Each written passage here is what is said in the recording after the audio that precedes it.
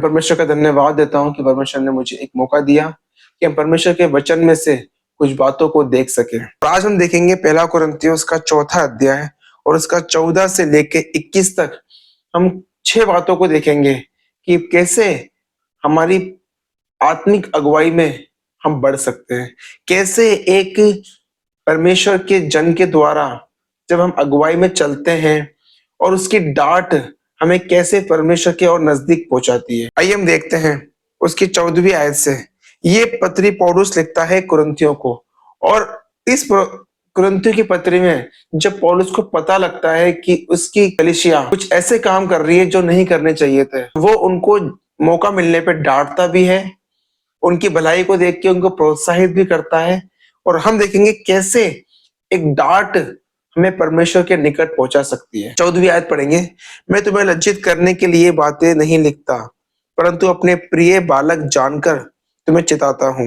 सबसे पहली बात डांटने से पहले वो है उनका एक रिलेशन। यहाँ पाते हैं हम एक रिलेशन है वहां पे। मैं अपने प्रिय बालक जानकर तुम्हें ये बातें बताता हूँ। अगर हम मसीह जीवन में बढ़ रहे हैं तो उसकी एक पहचान होती है कि हम कैसे अपने आप को जाने कि हम परिपक्वता में बढ़ रहे हैं, हम एक मैच्योरिटी में बढ़ रहे हैं। किसी भी डांट को हम ऑफेंड नहीं करेंगे, वो डांट हमें ठेस नहीं पहुंचाएगी, लेकिन उस डांट से हम सुधार पाकर परमेश्वर के और नजदीक जाएंगे। ये आसान नहीं है। मैंने कहा था कि केवल जो परमेश्वर के वचन का सीखने वाला है और जो परमेश्वर के वचन में बढ़ रहा है, जो मैच्योरिटी में बढ़ रहा है, उसको परमेश्वर की डांट कभी भी बोझ नहीं लगेगी। हाँ, ये बात सही है, जब हमको डांट मिलती है हमें उस स्पॉट पे, उस मोमेंट पे हमको अच्छा फील नहीं होता, लेकिन वो हमारे अल्टीमेट फायदे के लिए होती है। इस बात को भी उदाहरण से देखेंगे कि दाऊद इस बारे में क्या बोलता है। दाऊद एक राजा था, लेकिन फिर भी उसके जीवन में वो क्या बोलता है। भजन संहिता उसका 141 और उसकी 5वीं आयत पढ़ेंगे। धर्मी मुझे मारे तो ये कृपा मानी जाएगी, और वह मुझे ताड़ना दे तो ये मेरे सिर पर का तेल ठहरेगा, मेरा सिर उससे इनकार ना करेगा। दाऊद एक राजा होने के बाद भी उसके जीवन में धर्मी लोगों के लिए कितनी बड़ी एक रिस्पेक्ट है।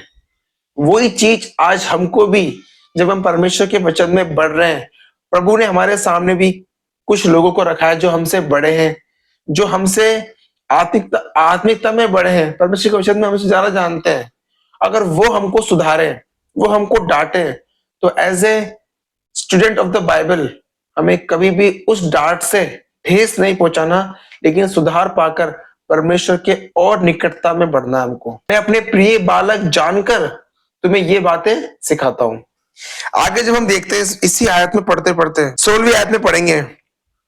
इसलिए मैं तुमसे विनती करता हूं कि मेरी सी चाल चलो। सबसे पहला पॉइंट था रिलेशन, दूसरा है रिक्वेस्ट। पौलुस बोल रहा है कि मैं तुमसे विनती करता हूं, निवेदन करता हूं कि तुम मेरी सी चाल चलो। पौलुस को, जो इतना एक बड़ा प्रचारक था, उसने इतनी सारी कलीसियाओं की स्थापना की थी, उसको कोई जरूरत नहीं थी कि कलीसिया के लोगों से विनती करे, लेकिन फिर भी वो विनती क्यों कर रहा है? ताकि कोई भी नाश ना हो। जब हम इज़ेकियल की पुस्तक को पढ़ते हैं, हम ये पाते हैं परमेश्वर ने भविष्यवक्ताओं को, प्रचारकों को एक आज्ञा दी थी कि तुम्हारा काम है सिर्फ प्रचार करना। यदि सुनने वाला व्यक्ति मन फिराता है तो उसके लिए भला है, यदि वो मन नहीं फिराता तो उसका लेखा उसी से लूंगा मैं। इसका मतलब प्रचारक की जिम्मेदारी सिर्फ प्रचार करना है, बाकी का रिस्पॉन्सिबिलिटी है सुनने वालों के लिए। लेकिन पौलुस के मन में लोगों के प्रति इतना प्रेम था, वो बोलता है कि मैं तुम्हारे लिए विनती कर रहा हूं। क्यों विनती कर रहा हूं? कि तुम मेरी सी चाल चलो। पौलुस अपने आप को प्रचारक से बढ़कर चरवाहे के समान अपने भेड़ों की रखवाली करता है। वो इस बात को, हम इसकी गंभीरता को अगर हम और देखेंगे कि कितनी हद तक, किस सीमा तक पौलुस विनती करता है, तो ये हमें प्रोत्साहित करेगा कि हम उसकी सी चाल चलें। मेरे साथ निकालिए आप रोमियो की पत्री और उसका 9वां अध्याय और उसकी 3री आयत पढ़ेंगे हम। क्योंकि मैं यहां तक चाहता था कि अपने कुटुंबियों के लिए, मतलब अपने भाइयों के लिए, अपने परिवार वालों के लिए, अपने कुटुंबियों के लिए स्वयं ही मसीह से शापित हो जाता। मतलब पौलुस की इच्छा ये थी कि तुम उद्धार पालो, उद्धार पाकर बच जाओ। अगर इसकी कीमत यह हो कि प्रभु से मुझे श्रापित होना पड़े, मैं उसके लिए भी तैयार हूं। इतना बड़ा एक सैक्रिफाइस पौलुस देना चाहता है, इसलिए कि वो लोग उद्धार पाले, सुनने वाले उद्धार पाले। ये था पौलुस का मन। वो इस मन से प्रचार करता था कि कोई भी नाश ना हो। हमने देखा सबसे पहले रिलेशन, हमने देखा दूसरा पॉइंट रिक्वेस्ट। परमेश्वर का दास लोगों से रिक्वेस्ट करता है। इतना ही नहीं, परमेश्वर का दास ऊपर भी रिक्वेस्ट करता है। वो परमेश्वर से भी रिक्वेस्ट करता है कि इनको बचा, इनको बचा ले। और वो लोगों से रिक्वेस्ट करता है कि तुम मन फिरा लो। पुराने नियम में एक उदाहरण पाते हैं हम कि वो कैसे परमेश्वर से रिक्वेस्ट कर, उसके अंडर में बहुत सारे लोग थे। मूसा करीब 6 लाख और उससे भी अधिक लोगों की अगुवाई करता था वो। लेकिन उसका मन देखना, उसका मन किस प्रकार का था। हम देखते हैं उसकी निर्गमन, उसका 32 और उसका 32 का 31, 31 और 32 में पढ़ेंगे हम। तो भी अब तो उनका पाप क्षमा कर, नहीं तो अपनी लिखी हुई पुस्तक में से मेरे नाम को काट दे। मूसा की रिक्वेस्ट देखो, हमने क्या कहा था कि परमेश्वर का दास ना केवल लोगों से विनती करता है, वो परमेश्वर से भी विनती करता है कि ये मन फिरा ले और तू इनको क्षमा कर। मूसा क्या बोलता है, तो भी इन्होंने जो गलत काम करे हैं, तो भी इसके विपरीत तू इनको क्षमा कर दे। अगर हो सके तो मेरा नाम काट देना, लेकिन तू इनको बचा लेना, जिनको तू मिस्र से अपने बलवंत हाथ के द्वारा निकाल के लाया है। आज हम देख रहे हैं परमेश्वर की डांट को। अब मान लो ऐसा व्यक्ति जो ये बोल रहा है कि तू मेरा नाम काट देना, ऐसा व्यक्ति पौलुस के समान जो बोल रहा है कि तुम विश्वास करो चाहे मैं श्रापित हो जाऊं।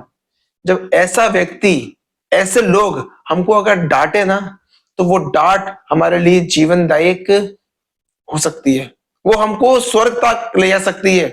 तो हमें कभी भी ऐसी डांट के प्रति, जो परमेश्वर के लोग हैं, जो आत्मिक लोग हैं, उनकी बातों को, चाहे वो डांट ही क्यों ना हो, हमें कभी ठेस पाकर दूर नहीं जाना, लेकिन सुधार करके परमेश्वर के करीब आना है। आगे देखेंगे इसी क्रम में आगे बढ़ते हुए पहला कुरिन्थियों 4 के आगे की आयत में, 17वीं आयत में, इसलिए मैंने तीमुथियुस को, जो प्रभु में मेरा प्रिय और विश्वास योग्य पुत्र है, तुम्हारे पास भेजा है। न केवल हमारे साथ एक रिलेशन है, न केवल वो हमसे रिक्वेस्ट करता है, लेकिन वो जो व्यक्ति हमको रिमाइंड करता है, उसने पत्री लिखकर अपनी जिम्मेदारी को पूरा नहीं करा, कलीसिया स्थापित करके दूर नहीं चला गया। वो प्रार्थना में तो उनके साथ है ही सही, लेकिन वो उनको बार बार पूछता रहता है कि तुम्हारी स्थिति कैसी है, तुम मसीह में बढ़ रहे हो या नहीं बढ़ रहे हो। इस बार उसने रिमाइंडर के लिए तीमुथियुस को भेजा कि जाओ, जो कलीसिया की स्थापना मैंने करी है, इनको चिट्ठी लिख के मैंने प्रोत्साहन किया है, सुधार करा है, अब तुम उनको देख के भी आओ कि उनका कैसा हाल है। ये बात हमें याद दिलाती है प्रभु यीशु मसीह के स्वभाव की। जब वो बोलता है मेरी सी चाल चलो, कहीं वो लिखता है क्योंकि मैं प्रभु की चाल चलता हूं।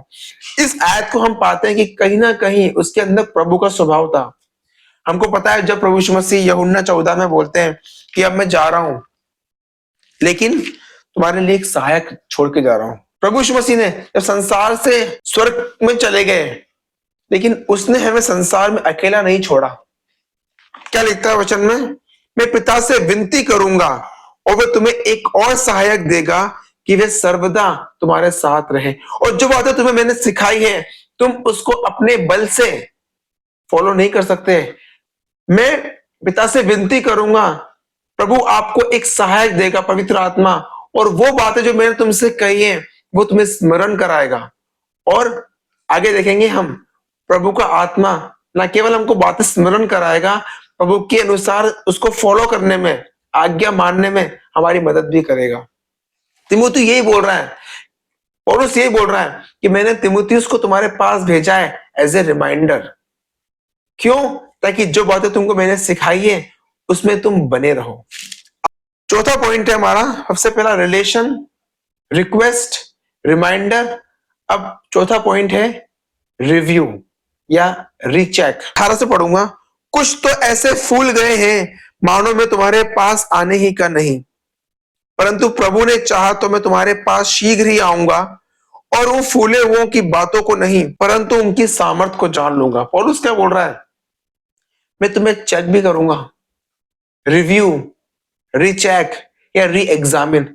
हमें हमेशा अपने जीवन को परखना कभी नहीं छोड़ना। हम कितने प्रभु में हैं, कितने प्रभु में नहीं हैं, कहां सुधार की जरूरत है हमारे जीवन में, उस चीज को परखना कभी नहीं छोड़ना। अपने आप को परखो, अपने आप को देखो कि तुम विश्वास में हो कि नहीं। एक प्लेयर को जब हम देखते हैं जो चैंपियन बन जाता है, उसके हाथ में जब ट्रॉफी मिलती है, पूरी दुनिया उसके लिए ताली बजाती है, लेकिन वो चैंपियन चैंपियन कैसे बना? उसके जीवन में कोई ना कोई ऐसा एक कोच था कि उसको छोटी छोटी बातों में बोलता था ये गलत है, ये सही है, इसमें और अच्छा वर्क करो, इसमें और अच्छी प्रैक्टिस करो, डिसिप्लिन से रहो। ये सब कोच की छोटी छोटी बातें, उसके सुधार, उसके करेक्शन उस प्लेयर को आज चैंपियन बना दिया। मसीह जीवन में परमेश्वर के वचन के साथ साथ परमेश्वर ने हमारे बीच में कुछ अगुवे दे रखे हैं जो परमेश्वर का वचन जानते हैं और परमेश्वर के वचन के अनुसार हमारे जीवन में सुधार की बातें करते हैं। इसलिए हमें कभी भी उस सुधार को रिजेक्ट नहीं करना चाहिए, लेकिन उसको एक्सेप्ट करके परमेश्वर के वचन में और अधिक निकट बनना है हमको। एक प्लेयर चैंपियन कब बना? जब उस कोच ने उसको बहुत सारा करेक्शन किया। आज परमेश्वर का वचन हमें करेक्ट करता है तो हमें उससे मुंह नहीं फेरना, सुधार को एक्सेप्ट करके प्रभु के नजदीक आना है। और लास्ट में हम एक पॉइंट देखेंगे, उसकी 21वीं आयत, रॉड। और उसके बोलता है तुम क्या चाहते हो, क्या मैं छड़ी लेकर तुम्हारे पास आऊं या प्रेम और नम्रता की आत्मा के साथ? अभी तक हम देख रहे थे डांट डांट, एक आत्मिक व्यक्ति हमें डांटे तो हमें उसको भी स्वीकार करना चाहिए। यहाँ तो एक लेवल आगे बढ़ गया पौलुस, बोलता डांट तो छोड़ो, तुम क्या चाहते हो कि मैं छड़ी लेकर तुम्हारे पास आऊं क्या प्रेम और नम्रता की आत्मा के साथ? पौलुस अपने लोगों को इतना प्यार करता है कि छड़ी भी यूज करना पड़े मैं करूंगा, लेकिन नहीं चाहता कि तुम में से कोई नाश हो। उसके हाथों में छड़ी का मतलब ये नहीं है कि वो उनको नाश करना चाहता है। उस छड़ी का मतलब है कि उसके मन में प्रेम है, इसीलिए उसके हाथों में छड़ी है। क्यों? ताकि वो उसके लोगों के लिए सुधार का रीजन बन सके। जब हम यहोवा मेरा चरवाहा देखते हैं, साम 23 क्या बोलता है? तेरे सोटे और तेरी लाठी से मुझे शांति मिलती है। उसका सोटा अगर मेरे शांति के लिए है, मेरी तसल्ली के लिए है, तो उसकी लाठी मेरे करेक्शन के लिए भी है। आज हम इन बातों को देखते हैं कि परमेश्वर के वचन से हमें कोई भी अगर सुधारता है तो हमें उस सुधार से ठेस नहीं पहुंचना, लेकिन उसको एक्सेप्ट करके, करेक्शन करके परमेश्वर के और नजदीक बढ़ने में प्रभु हमारी मदद करे। एक और आयत पढ़ के हम फिर प्रार्थना करेंगे। लेकिन ये सब काम हम करेंगे कैसे? उसकी 20वीं आयत में उसका आंसर मिलता है, क्योंकि परमेश्वर का राज्य बातों में नहीं लेकिन सामर्थ में है। हम परमेश्वर की सामर्थ के बिना परमेश्वर का अनुसरण नहीं कर सकते। क्या लिखा है? परंतु परमेश्वर का राज्य बातों में नहीं लेकिन सामर्थ में है। वो सामर्थ क्या है? हम देखते हैं जब परमेश्वर ने आकाश और पृथ्वी की सृष्टि करी, उसने जब वचन कहा एक सामर्थ निकली और हम देखते हैं क्रिएशन हुआ। जब भी हम प्रभु का वचन पढ़ते हैं हमें इस प्रार्थना को करना, प्रभु जब मैं तेरा वचन पढ़ूंगा, जब मैं तेरी डांट भी सुनूंगा ना, मुझे वो सामर्थ देना ताकि मेरे जीवन में सुधार हो। वो सामर्थ क्या करती याद है? हमें परमेश्वर के वचन पर चलने के लिए सामर्थ देती है, बुराई से दूर हटने के लिए वो हमें सामर्थ देती है, और अपने विश्वास को थामने के लिए सामर्थ देती है, और कठिनाइयों में, परेशानियों में स्थिर रहने के लिए वो हमें सामर्थ देती है। परमेश्वर का वचन हम जब भी पढ़ते हैं हमें ये प्रार्थना करना, प्रभु मुझे सामर्थ देना ताकि मैं उस बुराई से बच सकूं। वो सामर्थ देना ताकि तुझ पे विश्वास ही में बना रहूं। वो सामर्थ देना कि परेशानियों में, कठिनाइयों में मैं स्थिर रह सकूं और प्रभु में बढ़ता रहूं। इस छोटे से वचन के द्वारा प्रभु आपको आशीष दे। आइए हम प्रार्थना। दयालु अनुग्रहकारी पिता परमेश्वर, हम आपका धन्यवाद देते हैं पिता, आपने हमें भी पिता परमेश्वर वचन से सिखाया पिता परमेश्वर, और वचन के अनुसार चलने के लिए हमें से प्रत्येक की आप मदद करना पिता परमेश्वर। आपसे हम प्रार्थना करते हैं पिता परमेश्वर, आपके अंदर और अधिक बढ़ने के लिए आपसे प्रार्थना करते हैं। हमारे सुनने वाले भाई बहनों के लिए प्रार्थना करते हैं पिता परमेश्वर। किसी के जीवन में कोई दुख है, परेशानी है पिता परमेश्वर, हम आपसे प्रार्थना करते हैं पिता परमेश्वर, आप उसमें से उनको निकालना पिता परमेश्वर, ताकि उन उससे छुटकारा पा करके पिता परमेश्वर हम आपके नाम की स्तुति करें, आपका नाम को धन्यवाद करें। तो वचन शेयर किया गया है पिता परमेश्वर, इस पर आपकी बरकत, आपकी आशीष देना पिता। सुनने वालों के ऊपर अनुग्रह हो पिता परमेश्वर और आपके नाम की महिमा हो। सारा आदर, सारी महिमा आपको देते हुए इस प्रार्थना को यीशु मसीह के नाम से मांगते हैं। आमीन। आप लोगों ने सुना, प्रभु आपको आशीष दे। Thank you.